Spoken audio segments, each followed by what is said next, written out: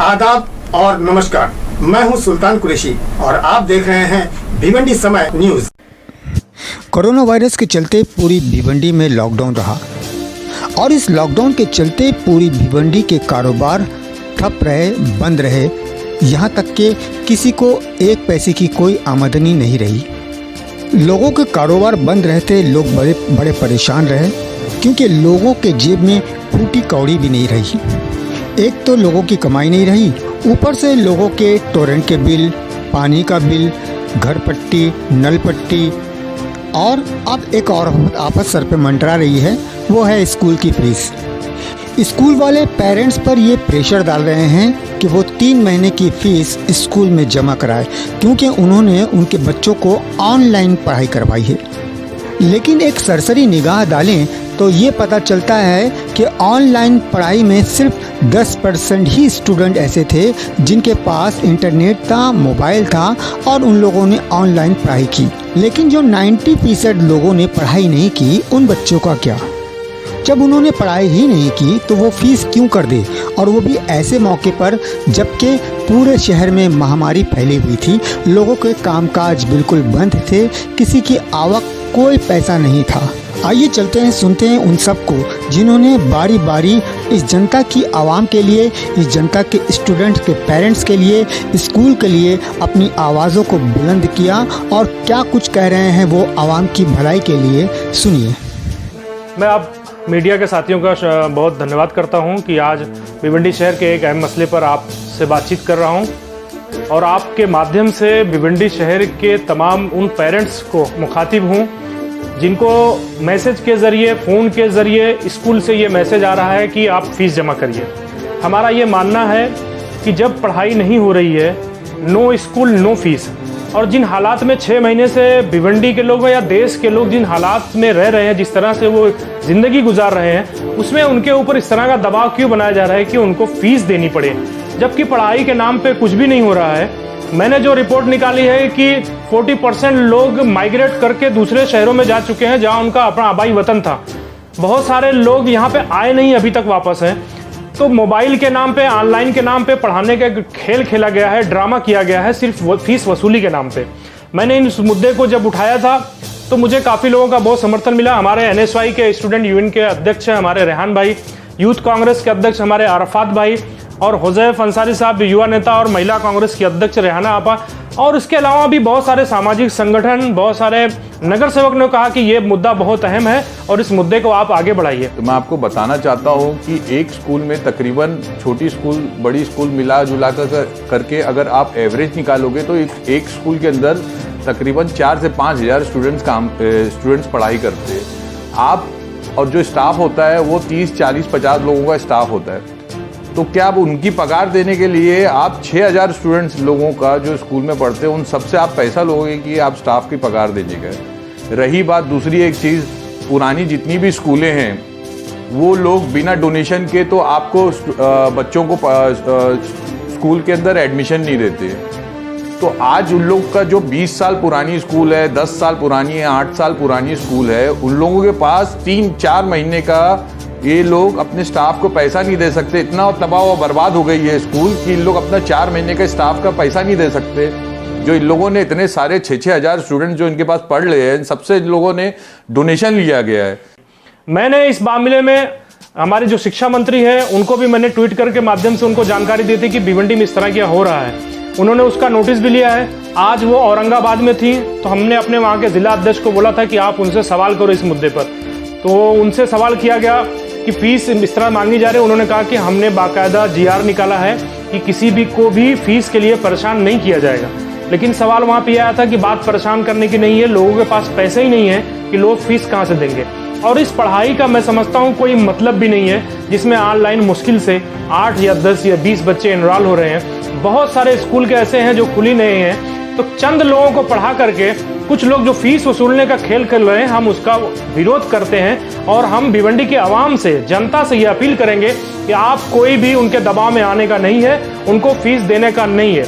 इसलिए कि 8वीं तक के बच्चों को ना वो नाम काट के निकाल सकते हैं, ना उनको फेल कर सकते हैं, क्योंकि उनको प्रमोट करना है। आज कोरोना महामारी में जिस तरीके से बीमारियां बढ़ रही हैं पूरे देश में, भिवंडी का रेशियो कम है, लेकिन क्यों कम है उसका जांच का विषय है कि शायद जांच कम हो रही है कि इतने कम आ रहे हैं या बीमारी खत्म हुई है। आज हम देश की हालत देख रहे हैं तो दुनिया में तीसरे नंबर पे भारत है। 22 लाख से ज्यादा कोरोना के मरीज हो गए। अमेरिका में बच्चों को थोड़े दिन के लिए स्कूल भेजा गया तो वहाँ 97,000 बच्चे कोरोना पॉजिटिव पाए गए। तो आज हम अपने बच्चों को किस हैसियत से या किस हिम्मत से हम उनको भेजेंगे पढ़ने के लिए, जब पढ़ाई नहीं हो रही है, स्कूल बंद है, तो फीस मांगने का कोई स्कूल को हक नहीं है।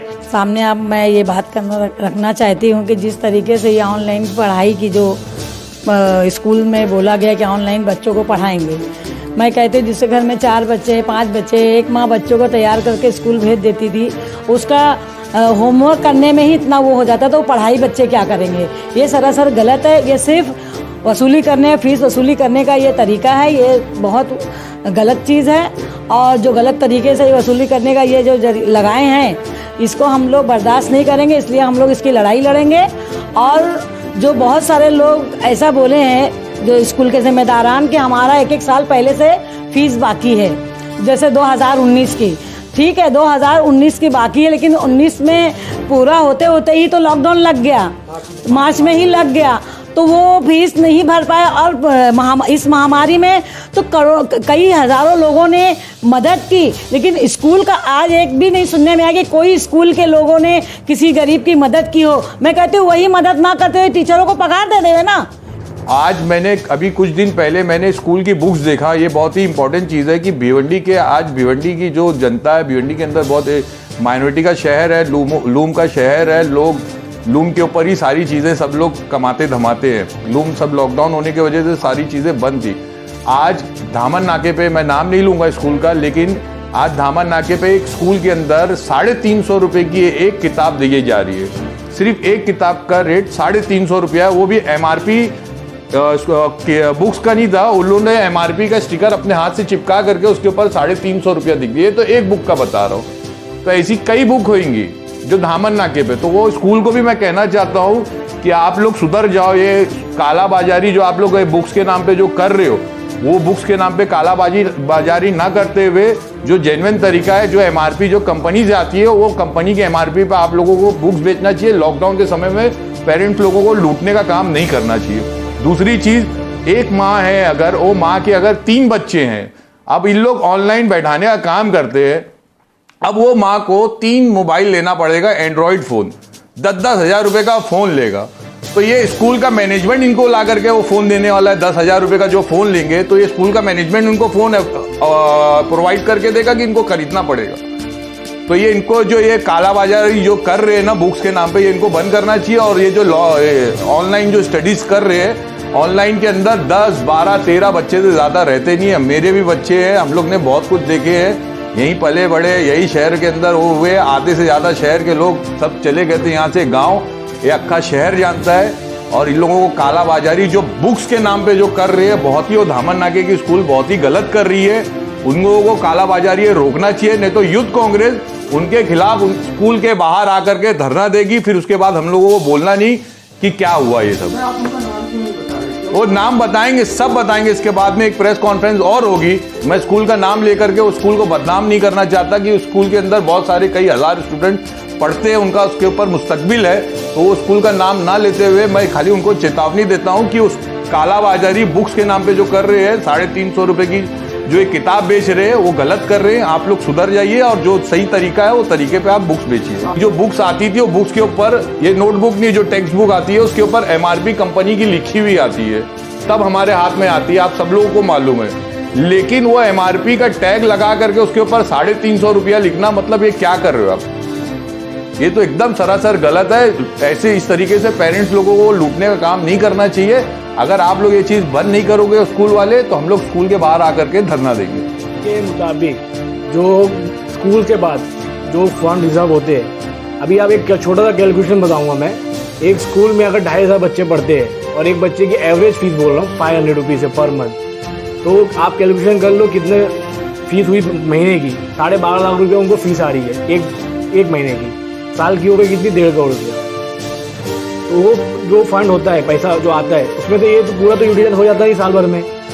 जो सैलरी और जो एक्सपेंसेस होते हैं, अगर मैं बोलता हूँ रेंट भी हो रहा है, जहाँ तक अभी जो हम लोग को मालूम है भिवंडी में जितनी स्कूल है उसमें से मुश्किल से 4 या 5 स्कूल होगी जो रेंट पे चलती है, जिनकी प्रेमिसेस रेंट पे है, वरना अल्हम्दुलिल्लाह सारी स्कूलें इतनी कैपेबल है कि उनकी खुद की प्रॉपर्टीज़ है, खुद का ग्राउंड सब कुछ है, तो उनके पास इतना रिजर्व फंड होता है कि वो फंड से वो यूटिलाइज करके जो सैलरी देना है इनको, जो ये एक मुद्दा बनाया है कि हमको फीस नहीं मिलेगी तो हम सैलरी कहाँ से देंगे, तो वो सैलरी देने के लिए उनका उतना रिजर्व फंड है। आज 20-20 साल से स्कूल चला रहे हो तो आपके पास इतना रिजर्व फंड नहीं है कि आप अपने स्टाफ को सैलरी दे सको। अगर आप देखा जाए तो एक गवर्नमेंट का GR भी है कि PTA मेंबर्स जो होते हैं वो ये चीज़ पे बात करके जो रिजर्व फंड है वो रिजर्व फंड को यूटिलाइज कर सके ये चीज़ के लिए। एक और अहम मुद्दा आया था, कुछ लोगों का कहना है कि जो टीचर्स हैं उनका कैसे चलेगा। तो मेरा ये कहना है कि स्कूल बहुत सारे ऐसे 95% स्कूल ऐसे हैं जिन्होंने खूब पैसे कमाए हैं, उनके पास बजट भी है, तो क्या वो अपने स्टाफ की 3 महीने 4 महीने की तनख्वाह अपने पास से नहीं दे सकते हैं? वो बच्चों के पेरेंट्स से लेकर के देंगे। इसलिए हम इसका विरोध कर रहे हैं और ज़रूरत पड़ी तो हम महाराष्ट्र की जो मिनिस्टर है वर्षाताई गायकवाड़ जी, उनसे भी मिलेंगे और मेमोरेंडम दे के कहेंगे कि आप एक गाइडलाइन जारी करो कि महाराष्ट्र में, पूरे महाराष्ट्र में कहीं भी इस तरीके से लोगों से फीस के नाम पे उनको परेशान नहीं किया जाना चाहिए। मेरे बगल में हमारे रेहाना मैडम जो महिला कांग्रेस की अध्यक्ष है, वो बेहतर बता सकती हैं कि बच्चों को किस तरीके से परेशानी हो रही है, माँ किस तरीके से परेशानियां उठा रही हैं। ऑनलाइन जो पढ़ाई हो रही है उन्होंने खुद उसको देखा है। नहीं, अगर आप एक सवाल पूछे, जो टीचर्स हैं तो वाकई में वो भी शिकार है महामारी का, उनकी पगारें हो चुकी है, तो क्या सरकार की तरफ से उनकी मदद नहीं हो सकती? देखिए, मदद सरकार पिछले 6 महीने से रेवेन्यू के नाम पे सरकार के पास कुछ नहीं, वो मदद ही लगातार कर रही है, सबका फ्री का ट्रीटमेंट कर रही है, फ्री का इलाज हो रहा है सारे हॉस्पिटल में, आप देख रहे हैं।